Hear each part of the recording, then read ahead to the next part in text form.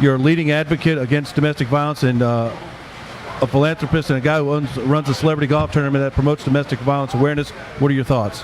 It's a slap in the face, and it says you have no interest whatsoever in domestic violence. You would get, if one of those players sold a jersey with their autographed jersey, they would get more punishment than Urban Meyer got for doing this. Getting free tattoos that have anything to do with it? Anything a player does will get them more punishment than Urban Meyer's got. This is just Ohio State trying to placate whomever it is they're trying to placate. And if the NCAA lets this stand, that tells the NCAA it cares nothing about their female participants.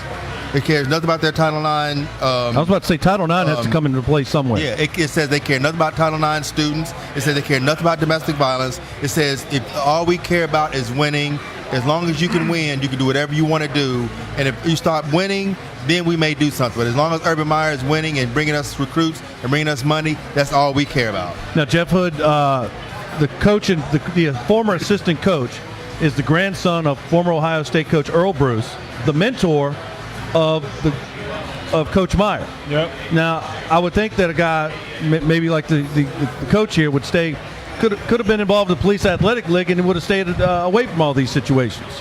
Well, that's exactly right. But, the big thing in all this is similar like William was saying. Come on, man, big time. If this had happened pretty much at most other schools without the Urban Meyer tag attached to it, he would have been gone. He's high-level coach, producers, and the boosters are behind it and all as well, and they're just not going to let him go. They're going to get him a little the obligatory slap on the hand and slap on the wrist. Make it seem like they really are impassioned about this decision, and they're just going to let him keep coaching. Hey, Reggie, you played college sports. You played at Penn State. You know all about this situation. Does Urban Meyer, is he getting, from what Jeff and Will are saying, a free pass because he's won national titles at Florida and Ohio State, or is there? And how can Ohio State sell this to the nation? Here's what it comes down to. To me, this is a money versus moral situation, and here's how I mean it. And follow me on this.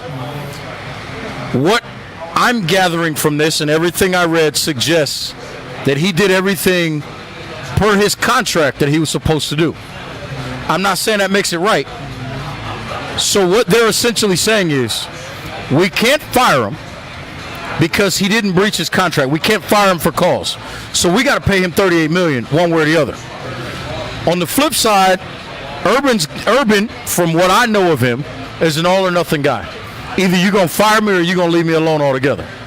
And they basically, to me, looks like they essentially figured out, listen, even if we fire you, we know we're going to court because you're going to want your $38 million. Even if you win, it's going to cost you $4 or $5 million in litigation. Or you can take this 3 games and $800,000 hit and call it a day. And to me, they decided, while morally they should have created a longer punishment in most people's eyes, and I say most because I'm sure there's people, a lot of fans, that feel like this is enough. Yeah. Or we can do this and it's putting a Band-Aid on a gunshot wound. And that's essentially what we're looking at here. And at the end of the day, Urban knew he could hide behind, on paper, what his contract says he's supposed to do. He did that. Well, and that was brought out in his first interview, after he came out. He brought out all these things of, look, I followed protocol. Basically, I followed the chain. I let those above me know what was going on. They chose not to act. So how can you act on me? And I'm going to make this point, too. Joe Paterno let the people above him know, too. You see how that turned out for Joe? Yeah, I see how it turned out for Joe. And even as a Penn State guy, let me say this. The NCAA has been maligned about a lot of things. But we can't keep going back and forth and trying to figure out and picking our spots as collegiate sports fans or pundits about or experts of, however you want to phrase it, where we think they should and shouldn't interject themselves. Did I think that the Penn State thing was an NCAA matter? No, I didn't. And eventually, everybody's voice that it wasn't was heard, and the penalties were rescinded. And everybody said at the time, that's what it should be. So we can't now scream, the NCAA needs to get involved in this. Right. If the NCAA wasn't supposed to be involved in Penn State, we can't say, well, now they need to get involved in Ohio State because they got involved in Penn State, even though we didn't agree with it then. We got to leave that alone. But I think they should have got involved at Penn State too. I don't think you don't let the Fox police the whatever you call Fox hen house. Cubs. Yeah. No, let me finish. I'm a grown man. I can finish the sentence. You don't let the Fox, the mama Fox or daddy Fox, police the little foxes when they go into the hen house. Somebody has to be an actual sanctioning body. Otherwise, you're going to keep getting this kind of stuff. Penn State probably wouldn't have did much more to Joe Paterno than what Ohio State is doing to Urban Meyer, given the opportunity. You can't say, okay, we're going to police ourselves to punish ourselves. Because at the end of the day, schools want to win. Alumni want to win. Boosters want to win. Everybody involved, their fan base, everyone, all the money wants to win. The school's going to do the bare minimum. They're going to do it in Arkansas or wherever to get their players on the field to keep winning games. Because winning, people forget a whole lot of problems when you start winning games. Well, let me tell you something, and I mean this dead serious. What you just said, the beginning of what you said is the most, that's consistent. Penn State, Ohio State, you felt like they should have been involved. You are one of the few.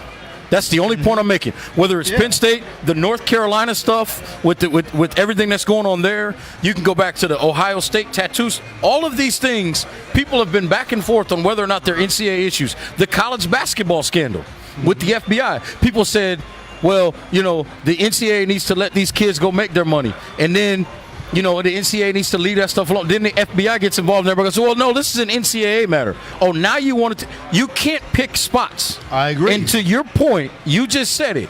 It's got to be consistent. And you were just consistent. So I wanted to acknowledge that as we sit here, because the reality of the situation is the vast majority of people are not that consistent on the issue. Yeah, but even the game is consistently inconsistent. So it's going to be tough to be consistent, and because the NCAA is going to pick their spots. Yeah. They just are. They're not going to come out and say, okay, this is our policy as the governing body, because they're not just going to do that. For me, it should be, okay, this is where we're going to stand. Now, you can penalize yourself, but no, we are still watching, and we're going to come with what we feel. And if your penalty does not measure up to where we as the authority and the body needs to look at it for being, then we're going to come in and add to that. Let me ask this question, and just a quick answer from all of us as we sit here. What should the punishment for Urban have been? Me, I give him a year. Okay, Jeff? Minimum, I suspend him a year. I think I can probably go with a year. Kev, what do you think? Definitely more than 3 games. Kev, what do you think? I'll defer to William Wilson, who's lived this. I had some incidents of this in my upbringing as well. But Will has his own golf tournament that raises funding and awareness for this type of. I need a number, man. Did you say 1 year? I'm with Will. 1 year. And the reason why I asked that is because in any other situation, I tend to agree with all three of y'all. In any other situation where you sit 4 people down, you're going to get 4 different answers. Right. And so my point in saying that is they need to get like the NFL, put something on the books, and say if you do this, right, this is the punishment no matter what. Exactly. Because I've talked to a lot of people about these different things, and I remember a conversation I had with a young lady about Joe Mixon. And she felt like his punishment of basically having to sit out a season, red shirt, was not enough. And so I said to her, well, what is the punishment? She said, well, kick him out of school. I said, okay. But then he could just go down the street to the next school and go play right away. Exactly. And she's like, well, at least he got kicked out. And then I talked to someone else, and they said, well, it should be 8 games. And I said, okay. And then you talk to somebody else, and they say, well, it should be 4 games. My point in saying that is, in many situations where there is no controversy is when it's already on the books. So Exactly. put something on the books, and this is the punishment, and you just got to deal with it. Exactly, because if this happens with Brad Lambert and UNC Charlotte, he's fired, and no one's going to complain about it. The only people if they would have fired Urban Meyer for this, the only people that would have complained about it are Ohio State fans, boosters, and trustees. And they have the largest alumni association in the country. Right. But the thing is, none of that should matter. The only thing that should matter is the law and the punishment. How big your alumni base is. If you're Notre Dame with a whole bunch of money and influence your alumni base, none of that should matter. What should matter are the people. You're a sanctioning body, right? You're the sanctioning body. Be a damn sanctioning body and set a policy for people to stick to. Because you can't say it's okay if this guy does this. A player with no money sells one of his jerseys and gets kicked out of school or gets suspended or gets some kind of severe punishment. And not to mention his reputation, he may drop draft status. So it may cost him millions of dollars. But a coach that's winning games, he does something much more egregious. Because again, parents trust these colleges with their children. They trust them with their children. They have to have some kind of way to say, you know what, when your kids come to our school, we want to win, but we want your children to win more than we want you to win. Because if we sit there and say otherwise, these kids are no more than just numbers. They're just employee numbers and employee tags there to bring them money. They're no different than a Walmart greeter to these schools. Mm-hmm. And once their shift is over, they send them on their way and bring someone else in. All right, we're going to go to a break now, but we're going to come back. We have a Carolina Panthers, New England Patriots preview with Jeff Hood here. You know we're going to talk some police athletic league. Great feature on Charlotte native Walt Aikens of the Miami Dolphins. Plus some NASCAR. If Will's here, you know we're going to talk some NASCAR. Plus some college football, maybe even some Arkansas Razorback, if there's any news there. We're here at the Dilworth Neighborhood Grill. This is Talking About Sports. All right, welcome back to Talking About Sports. We're here at the Dilworth Neighborhood Grill with William Wilson, Jeff Hood, and Reggie Walker. And we're just recapping our top story. Urban Meyer suspended for 3 games to start the season.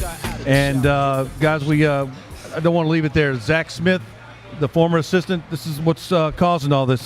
Let's wrap this up with the final take, starting with you, Reggie. I'm going to take it to the field a little bit.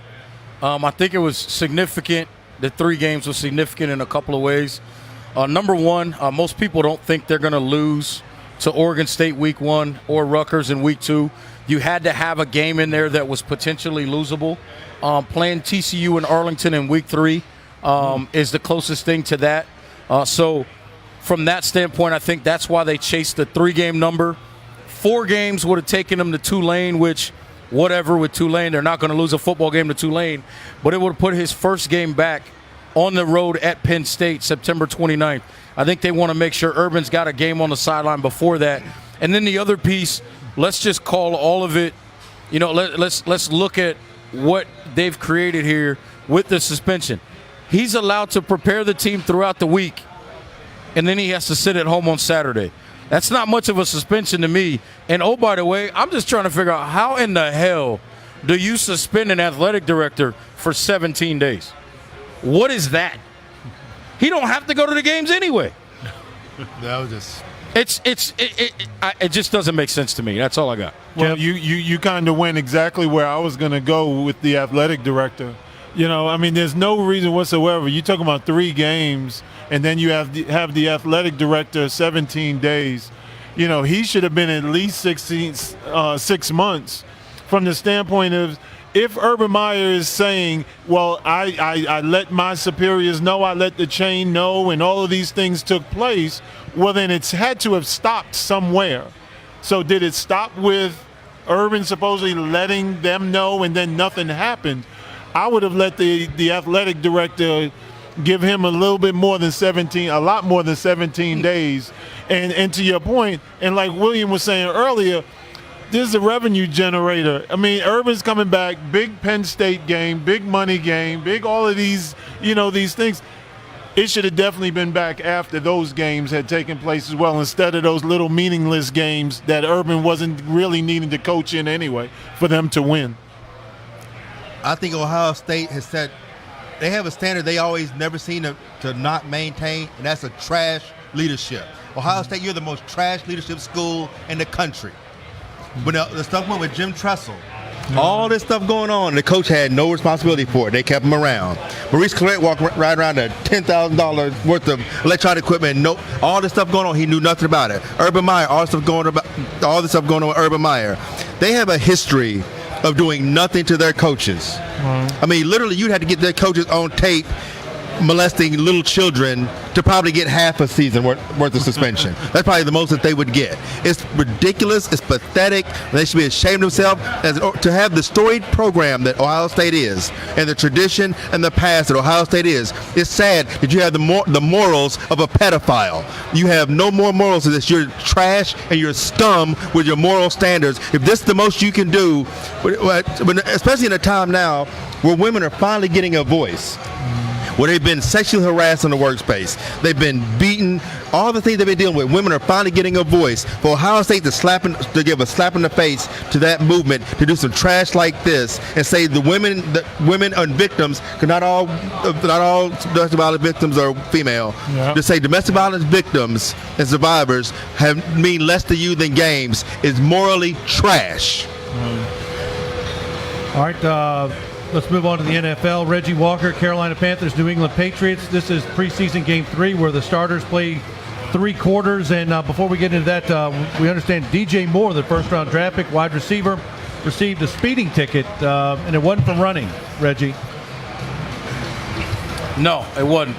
He was apparently doing about 113 on I-77, apparently in a construction zone.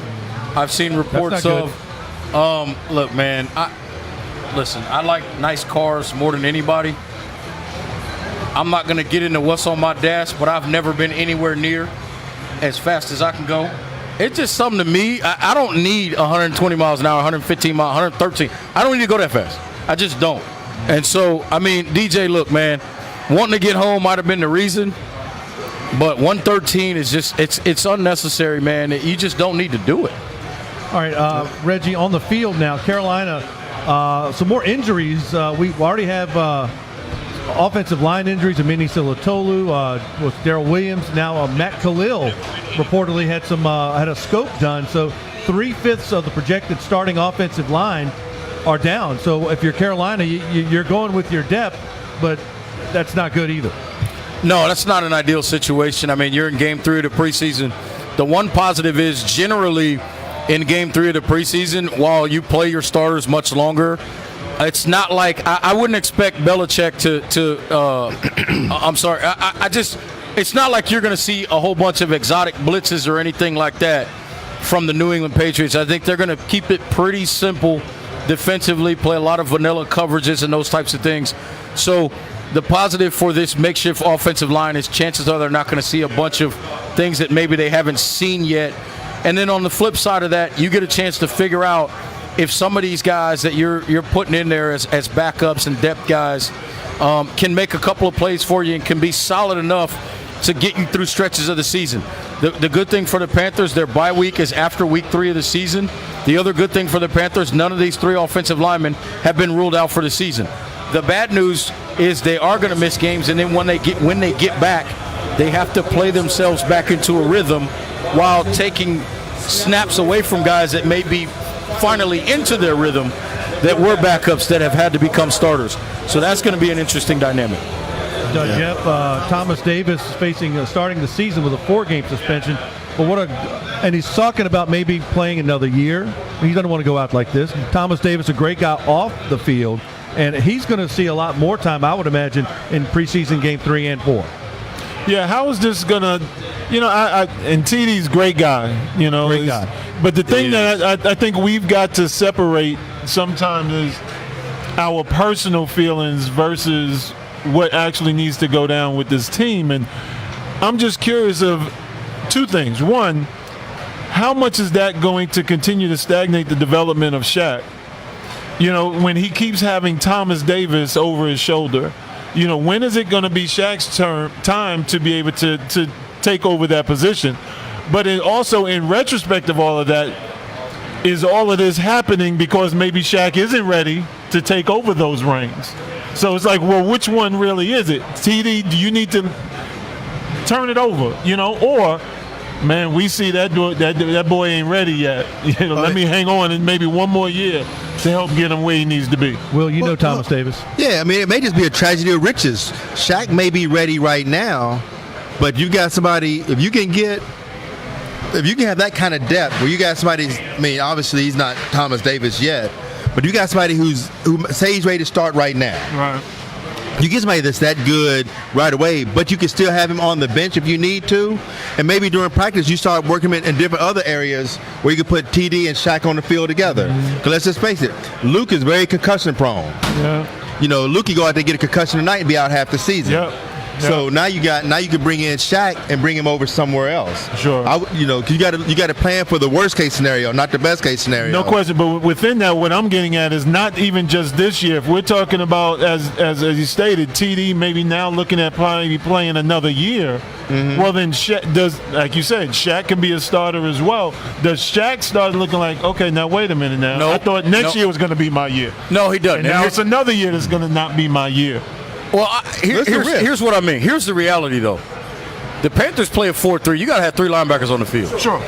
If TD retires, is the next guy good enough just to even be as good as Shaq? Right. Forget TD. Right. See, this is the misnomer. Everybody wants Shaq to play like TD. Shaq's not playing the same position as TD. Right. So that's not even a fair assessment. The question is, can you find a guy in the draft or in free agency that's good enough to come in and put you in a situation where you have to tell TD, we got somebody new, younger, and we don't need your services. With so many people putting this on Shaq, this has nothing, as far as I'm concerned, it has nothing to do with Shaq. Unless they're playing some kind of a 4-2-5, and then they're trying to decide between Shaq and TD, that's one thing. Well, that's but in a 4-3, those two are not mutually exclusive. Right, Reggie. And my point is on that is last year down the stretch, when other teams went with 3 wide, 4 wides, they dropped a linebacker and brought in Colin Jones to play kind of like a hybrid linebacker safety, nickel. Most teams in the NFL don't have 3 linebackers that can run with receivers. Period. Exactly. Even the great Bears teams with Urlacher and Lance Briggs, does anybody remember the 3rd linebacker? I didn't think so. Even the great Redskins teams, who were the 3 linebackers on the 91 championship team? Kev, you're a Redskin fan. That would be like Harold McClinton. Who was it? Number 51, Monty Coleman. Monty Coleman was fast enough. Monty Coleman and Wilbur Marshall. Rich Malott, Penn State guy, I might add, Reg. He wasn't no starter. He wasn't one of the 3 on the 91 team. He played. I'm not telling you to name random guys. I said the 3 starting linebackers on that team. I'm thinking, you were thinking Chicago Bears. I was thinking like Wilbur Marshall and Otis Wilson, But you still didn't name a 3rd. Who played with Mike Singletary and Richard Dent? Who were the other 2 linebackers? Richard Dent was defensive. Don't know. That's my point. Don't At know. the end of the day, When did Riverboat run? Ron Rivera was one. Coach Who was the Rivera. 3rd one? He was like We've established Exactly. that now. We got crickets. I That's my established that point. already now. At the end of the day, there's always going to be a 3rd linebacker that nobody remembers. Right now with the Panthers, people actually know who all 3 linebackers are. So we need to. I just think people need to lay off Shaq Thompson. So it's Jack Lambert, Jack Hammond, who? That'd be Andy Russell. You finally got one right. If we take enough time, we'll find somebody that cared about that stat. I'm just saying, But Will. I'm with you. I mean, I'm a firm believer in depth. Sometimes the difference between a Super Bowl and missing the playoff is one key player. And I just believe in having as much depth as you can because somebody's going to get hurt. Someone's going to get a suspension, a concussion. Someone's going to twist something. He's out 4 games. There's some. You got to have that depth. I try to keep TD on this roster Shaq, and as long as I can keep them playing at that same level, until I can get somebody who can play at his same level that's younger and cheaper. Well, and that's I guess what I'm getting at is at that level. I think from my perspective, towards the end of the year last year, to me, TD started. He wasn't getting to the sideline. The sideline is just as quick. He wasn't hitting those tackles in the holes just as quick as he used to do. And that's what I'm saying. Okay, who are we grooming, whether TD is there or not? Right.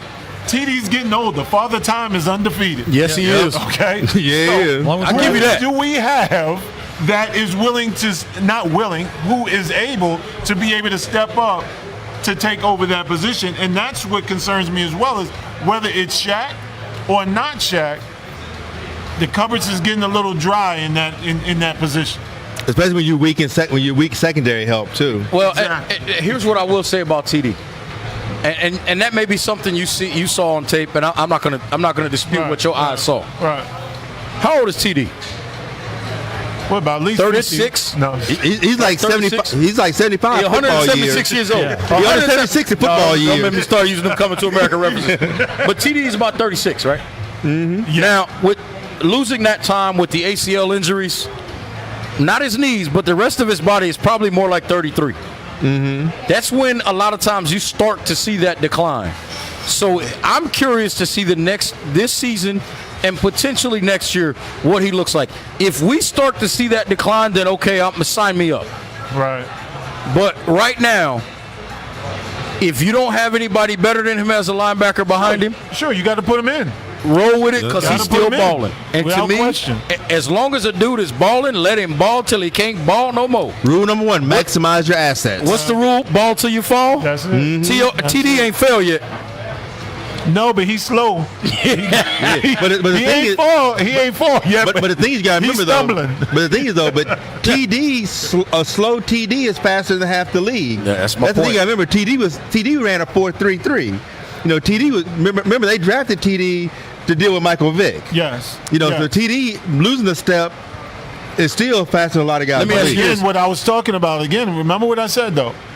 I didn't say the beginning of the year. You said it then. I said End. towards the end. Well, hey, And sitting towards out- the end sitting is out 4 when games you may help. started, you know, it might. Yeah, sitting out very 4 well games might. may help. It All may right, be and to the if you good. don't remember, you remember Thomas Davis's first year in the league, he did play safety for the Carolina Panthers. So there you go. So Carolina looking for as much depth as the penthouse of William Wilson's on a weekend. So we're going to get with that. We've got some college football down the line, some NASCAR.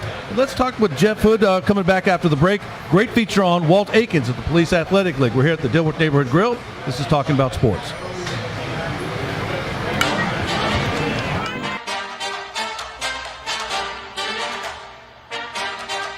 As the renaissance continues at the National Police Athletic League headquarters, their new leadership group is adding new off-the-field programs, co-ed activities, and innovative events to engage youth. And the organization is also embracing change on other frontiers, retooling its lineup of brand influencers from the ranks of their own alumni is the latest change for National PAL. Recently, the process included the addition of veteran NFL safety Walt Aikens. Aikens, who grew up being mentored by members of the PAL chapter in Charlotte, North Carolina, is humbled to represent National PAL and help set the tone for the next chapter of the organization. Point me.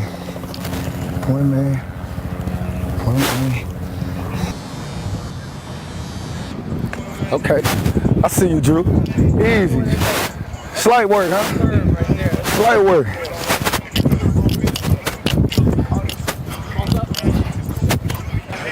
Hey, let me see that when you're done. I mean, it's a great impact. It's a crazy feeling. The fact that he chose me is truly a blessing and an honor. Like you said earlier, so many people he could have chosen to be the PAL spokesperson. And I mean, I don't know what to say. I just thank God that I'm in a position to be able to help these kids and show them the right way to do things.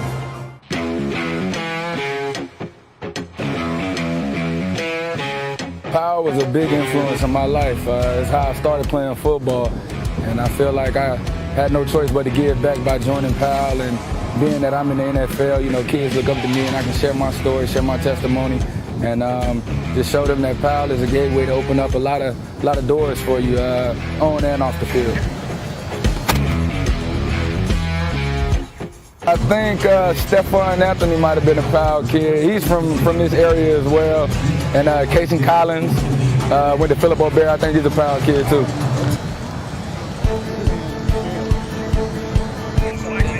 That's cool. You better catch all of them too. I still talk to the kids I grew up with age 6 and up to this very day, and we have great relationships.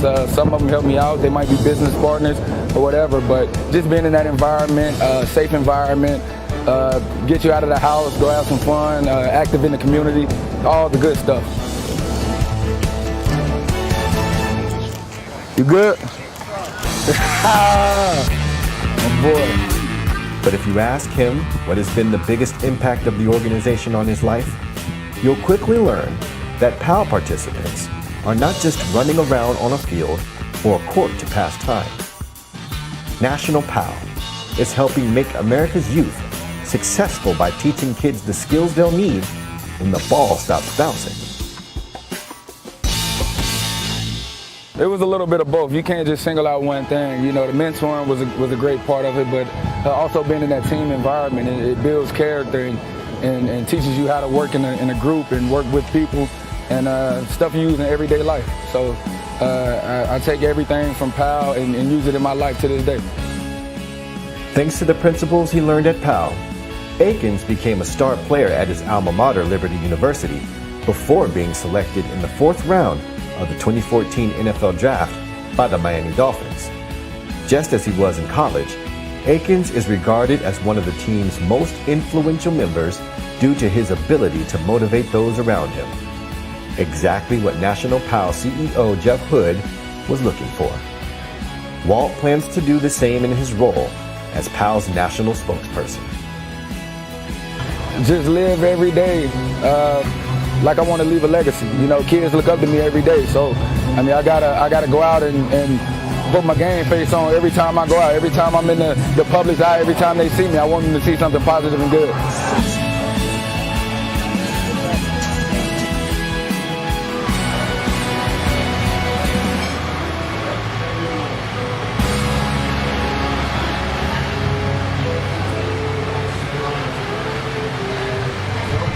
All right, welcome back to the Dilworth Neighborhood Grill. This is Talking About Sports, joined by Mountaineer Mike Freer, along with William Wilson and National CEO of the Police Athletic League, Jeff Hood. And Jeff, great feature we just saw with Walt Akins from Harding High School, Liberty University, now with the Miami Dolphins, 4th round draft pick, Walt Akins, and a guy who's getting it done, obviously, on the field, but that only is a small percentage of what he's getting done in real life. Yeah, no doubt. You know, good kid. You know, this is he embodies everything that the Police Athletic Activity League stands for. You know, he was a kid as well. He went through some things, you know, in his college days. He had originally signed with one school and had a little issue and then wound up going over to Liberty. And he rose up above that one little misstep that he had, you know, and he doesn't back away from it. He owns it. He admitted he owned it and changed his time and his life around. And you know, I can just tell you, man, Walt's a great guy. He's very genuine and sincere about his willingness to give back to youth, not just here in Charlotte, you know, of where he's from, but all around the country and even in Miami, man. We were out doing a youth clinic in Miami a few weeks or so ago. And the kids just really loved him, man, embraced him and follow him all around. And, you know, it was just good to see, you know, because a lot of times you can't fake the genuineness from a young person. A young person will let you know straight up if you genuine or it's like, man, this dude don't really care about me. You know, and these kids, they gravitated to him, man, and just a great kid, and we can't thank him enough for reaching back as one of our esteemed alum and being one of our national spokespersons. Mountaineer Mike, you've been around sports and media for a long time. Stories like this are not just done just for the sake of good nature, but it's also done, these stories, these features are done because they're real. Oh yeah, it's really a good thing to see those stories and know that there are people out there helping. And you also know that this is somebody who, when his career, whenever it is over, he's got a future. He's got a future. I mean, he's got a good head on his shoulders to be doing these things, and you know he's going to be a success after football. Because of the way he can give. When you have a person who can give like that, he's going to be a success after his playing career is done. It was really a good thing to see. And the good thing about it as well is, you know, and he speaks to this when he's out, you know, engaging with our young people around the country, is he speaks about the impact that law enforcement had on him as a young person growing up as well. And that's what he's going out and being a mouthpiece about. It's like, look, guys, there's some missteps that have gone out there as it relates to community and law enforcement and, the us against them kind of mentality and all, but a lot of times that's the exception. That's not what's always permeating through these communities on a day in and day out basis. And he's a great, spokesperson for that. He has a great relationship with law enforcement. Actually, some of his friends are even current law enforcement officers. And so, we very much, again, appreciate him for being involved with us and looking to do some great things with he and others, around the country as it relates to trying to bring these two entities together to coexist. Well, the door's open for Walt Aikens. Come by the new showroom. Where's the new showroom, by the way? It's literally across the street from the old one. At 1201 South, you be at 1200, now I'm at 1201 South Graham. So it's literally across the street. I played in some, these have the Police Activities League golf tournaments. I played in those. I've had a chance to talk to some of the kids going through PAL, some of the PAL alumni. It's really amazing the way it changes the lives of these kids. You were in a golf tournament this weekend, weren't you? Were you out in L.A. again? No, I went in a tournament. Just me and D.L. Hughley and Jasmine Sanders played golf out in Calabasas. All right, we'll stay around. We're going to talk some NASCAR. We called Bush winning the checkered flag at My boy. That's right. So we're going to talk some NASCAR. We got college football. Mountaineer Mike. We've got William Wilson. We've got Jeff Hood. This is Talking About Sports from the Dilworth Neighborhood Grill. They're not new to TV. Do they not know people don't think this is trash? They care. They spend all that time and all they were looking for is land. All they were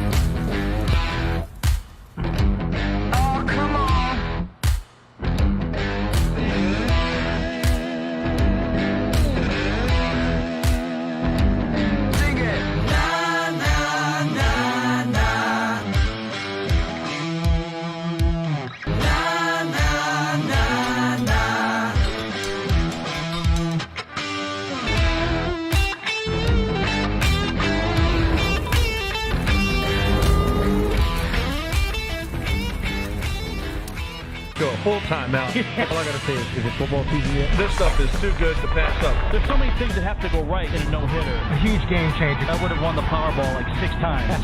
Kevin Casey here, and this is your podcast, Talking About Sports, the Carolina's own sports talk show. All right, welcome back to Talking About Sports. I want to thank Jeff Hood, National CEO of the Police Activities League, for all his contributions with PAL and for giving us the good news about Walt Aikens from Charlotte and Harding High and Liberty University, now with the Miami Dolphins. So great stuff, and thanks a lot to Jeff. Who always watches the show, too, by the way. And you can, too, while I'm here on Facebook Live or Twitter. We Talking Sports 1. Rejoined by Reggie Walker, along with Mountaineer Mike Freer and William Wilson. And, Will, I called it. I said Bush was going to win at Bristol this week. It was nice of you to finally jump on the bandwagon. Now, I've been calling Kurt all week, all season. Every week. But Bristol, he's always been good at Bristol. He's won a lot of races at Bristol. He's good at short track racing. And it was due. This wasn't one of those tracks where aerodynamics and side force and all this is going to play. This came down to good old short track racing where it's just skill on skill and communication. And that's one thing Kurt's the best at. Now, Kyle, did you see, what was it, like lap 2 or 3, that his car was like, everything was falling off? And his crew did a great job. Well, you've been in the pits for a long time. Just to get that car to finish a race is monumental. But he was on the lead lap at the end, and he had a shot until the very end. The thing is, here's what so many people don't understand with NASCAR. They don't understand the science and the technology and the practice that goes into this. When they changed the rules with NASCAR, you used to be able to go in the back of the garage, put a whole new nose clip on, all this kind of stuff. You can't do all those things now. So these teams practice for those kind of conditions. If you're in a short track race, rubber's racing. You're going to be banging and bumping. That's coming with it. So you deal with that and you get ready for that. So they prepare for this. So you can get a car. I've seen cars finish at Martinsville with no nose at all on. Just a radiator. It's just a radiator, an engine, and the car. And you can do that at short track races. But again, you get teams, the Gibbses, the Penske's, Stewart Haas's, Hendricks, the teams with the big money. They've got the best guys, the best resources. They can do those kind of things. You mentioned the one word that I think that's driving NASCAR right now, or lack of it right now, is money. Here's the defending Cup champion, Martin Truex, talking about he doesn't have a ride next year. We agree that he's going to find one. Yeah, he'll get one. The silly season to me has started a lot earlier this year than in years past. There's talk of your guy Kurt Busch going to maybe the 70. Well, he's going to go to the 1. And that's rumor. That's rumors. These are rumors. Maybe Truex goes to the 18. Kyle Busch moving Kyle Busch Motorsports into a Cup series and having his own satellite team of Joe Gibbs Racing. I mean, and that's possible. I mean, Stewart Haas was basically for a while a satellite team of Hendricks. Right. They're getting all their engines and everything from Hendrick Motorsports, so that's possible. I mean, if you're gonna join with someone, why not? I mean, he's already got a great relationship with Toyota, so Toyota's going to throw some money at him. He's got a great relationship with Joe. Obviously, he won a championship. Right. He won a championship there. He's already owned a team. He's won championships in the truck series with Kyle Busch Motorsports. So the things are in place for him to make that next transition over and be that next Tony Stewart type driver, owner type guy. And it's possible. It's set there to do it, and Toyota will give him all the money he's going to need. So I think he can do it. Finding the human resources, the human capital, that may be a little harder because Joe Gibbs got deep pockets. And he's a good football coach, by the way. Well, he used to be a good football coach. He's always going to be a good football coach. No, he was a good football coach. The game changed because he went back and showed his style of coaching didn't work with the new NFL. No disrespect to Coach Gibbs, he was phenomenal for his era. The game just changed. There's a lot of disciples still on sidelines everywhere. Well, so don't disrespect Coach Gibbs. Hail to the Redskins. Will. I just said hell with the Redskins, but I said respect to Coach Gibbs. I said that. If you were listening, you were just ready to unload another conversation. Yeah. Throwback paint schemes at Darlington. Now the Cup Series is off this weekend, so we have the Xfinity Series, but throwback paint schemes always interesting to see. We talked about Logano using the Steve Park Pennzoil throwback among many of the more interesting throwbacks. Yeah, Denny Hamlin's going back to his old late model paint scheme, which doesn't look a whole lot different than the FedEx paint scheme they run now. Right. To be honest with you, but I mean, the Darlington 500 is one of those jewels of NASCAR. You know, you're gonna get that Darlington stripe. It's just the history and stuff with that. I like the Darlington 500 better, or Southern 500 better. Not like the Daytona 500. To be honest with you, as far as the tradition and just, they're gonna take 4 tires every time they pit because that track is so rough. They got the pit boxes there. They're not small pit boxes, but they're not the biggest, so you don't have a whole lot of room to work. So pit crews are really going to have to be on their game. You're changing 4 tires every time. It's going to be a great time, but I just love the tradition of the Southern 500. When they bring back those old paint schemes, man, it's really cool. Plus, it's a night race, which I love night races. Mountaineer Mike, Reggie, you got any old race cars you remember or you like to see? Because you might see the scheme out there with newer drivers. I think Richard Petty was always the standard bearer for the most identifiable car. That Petty Blue. STP 43, baby. Yep. The number 3, Dale Earnhardt Sr. As long as Austin Dillon's not going to the throwback. And by the way, that 24 DuPont Chevrolet, I ain't going to never forget that car. Oh, the Shout out to Warriors. Jeff Gordon, baby. Those Rainbow Warriors, Shout out man. to Jeff Gordon. Well, he's doing a good job in the booth. And I'm serious, Will. I hope Austin Dillon, it's his grandfather's team. He can do whatever he wants. Nobody listens to me anyway. But I would hope that he doesn't do a Wrangler or GM Goodwrench 3 to look like Dale Earnhardt on that track, because I don't think that's going to get over with the fans. Well, I think the fans be okay. I think once the fans accepted the 3 being on the track, they can deal with that. Not all of them have. No, not all of it. I don't like the 3 being on the track. Either.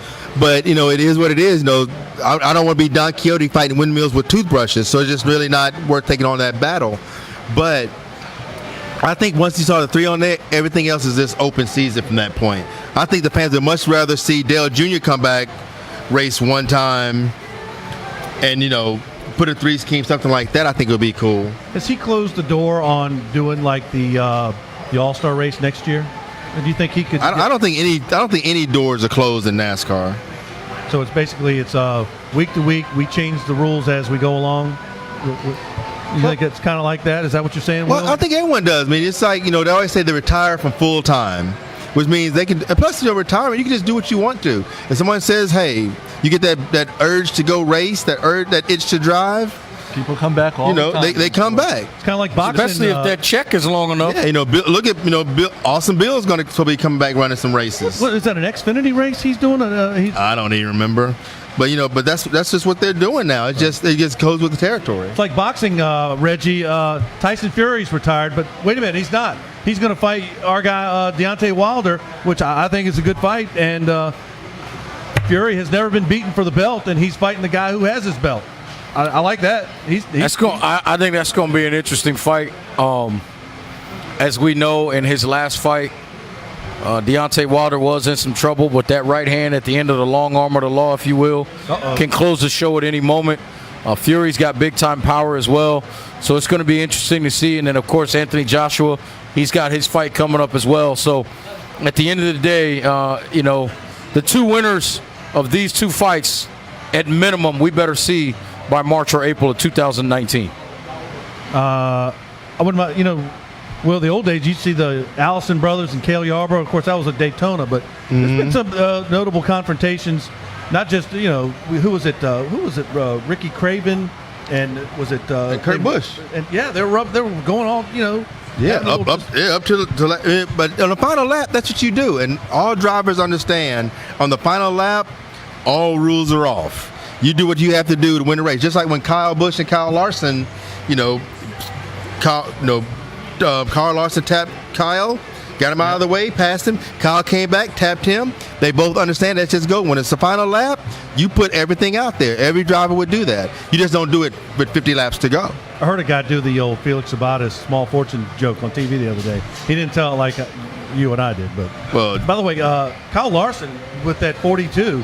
Is he gonna? I haven't seen his scheme. Is he doing the old Kyle Petty mellow yellow 42? I haven't seen it. I don't know yet. That'd be kind of cool though. It would be, but Felix Sabates dumped a lot of money into that car. But Felix had a lot of money to dump into it. Yeah. Actually, Mellow Yellow dumped a lot of money in that car because they paid to be on the hood. Well, that's true. All right, one segment in the books. We got some college football to talk about. Who are some? We got ACC and even some SEC. Will South Carolina looks good. Your Razorbacks new coach. Do they have a new coach? Yep. All right, so we're going to see maybe some expectations will be rising along the GPAs at Arkansas. We're here. I'm still not happy about that hire. We're talking about sports.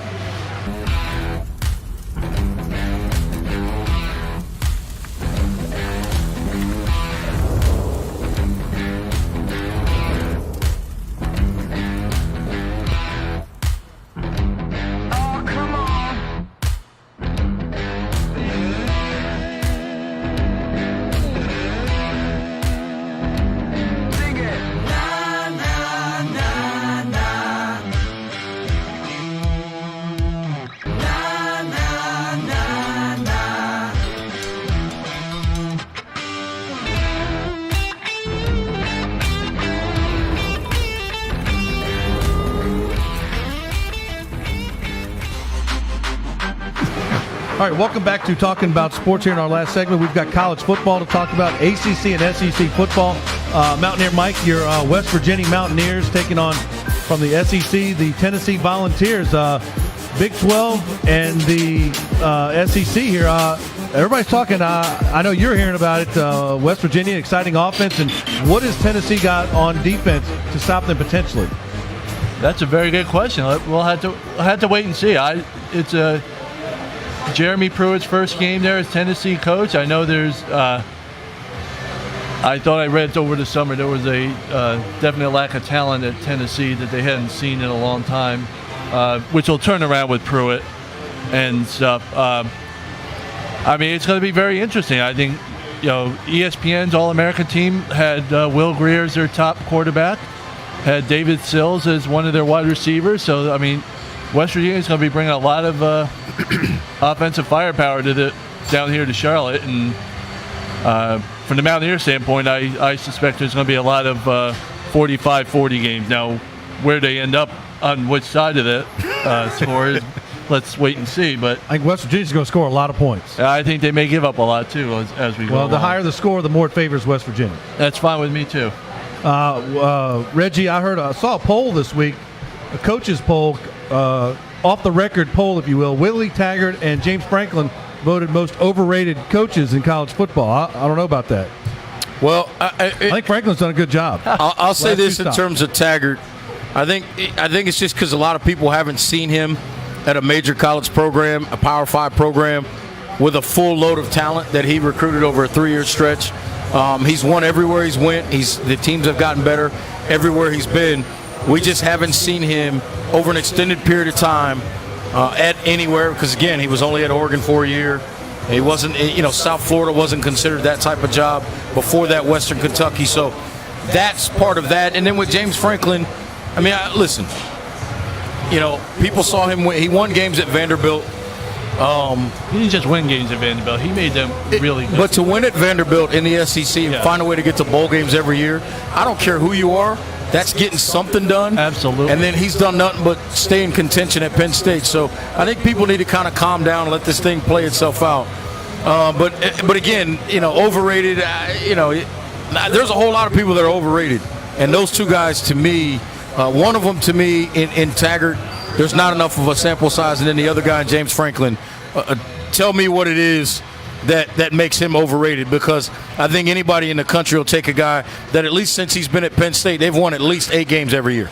Will, I think some programs have more of an inflated opinion of their program than the national reality. I'm saying Nebraska, they fired Frank Solich because he won 9 games, and he's done a great job at Ohio, but still, firing a coach for 9 wins. Tennessee, they're not Tennessee when they won national titles. Not only Nebraska, Tennessee, Florida's not, quote, Florida anymore. A lot of schools are not as good as the, quote, reputation anymore. Oh, yeah. But that's always going to happen. Didn't Nebraska do that with Osborne, too? No, he went to Congress. Oh, okay. Well, so I thought they did it with another coach before they did it with that one, too. Who's the guy? Was Bill it Pelini? Bill Callahan was there. Bill Callahan. But he was a disaster. Yeah, I thought, to me, like they remember a while back ago, they remember another guy was winning 9 games, whatever. But, Georgia did the same thing with Mark Richt. I know.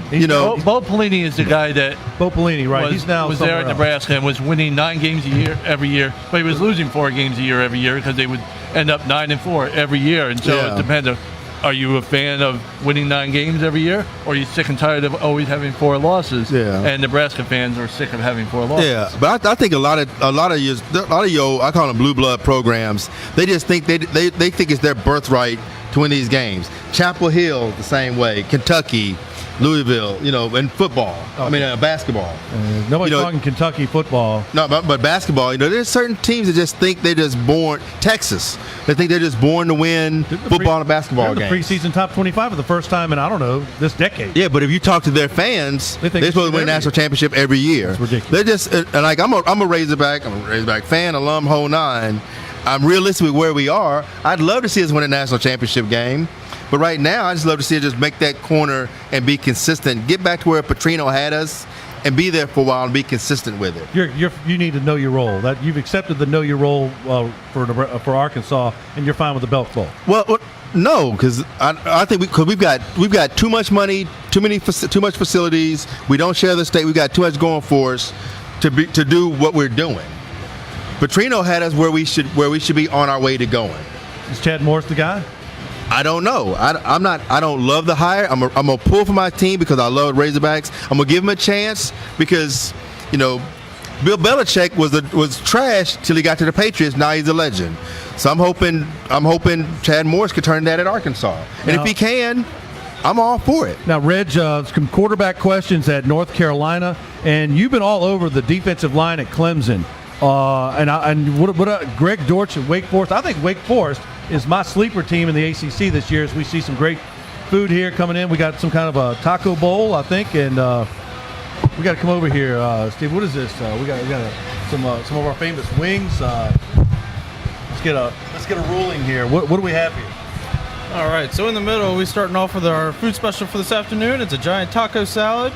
We're enjoying our new little tortilla fryer press that we're using to make ourselves a bowl. Just trying to use it out a little bit. It's got a little bit of onions. It's got some avocado, corn, black beans, some spicy taco beef in there, and a load of fun there. Our dry rub wings down at the end. It's got a good medium spice to it. It's probably one of the most popular flavors that we have here. And on the very end is one of our flatbreads. Comes on our artesian bread. It's got a little bit of chicken, some bacon, chicken speedy, I should say, rather, and it's got a little bit of ranch dressing as well. How about a special with the Panthers and Patriots preseason? This is the spot to come pre and post game. Tomorrow is the best day to come grab a beer. It's $2 off every single one of our drafts tomorrow. It's going to be a heck of a party for sure. What about during the regular season? You get a free ride up to the stadium? Yeah. Even tomorrow even tomorrow we'll run a shuttle to and from the stadium. Runs about an hour and a half before, and then still runs about an hour after the game as well.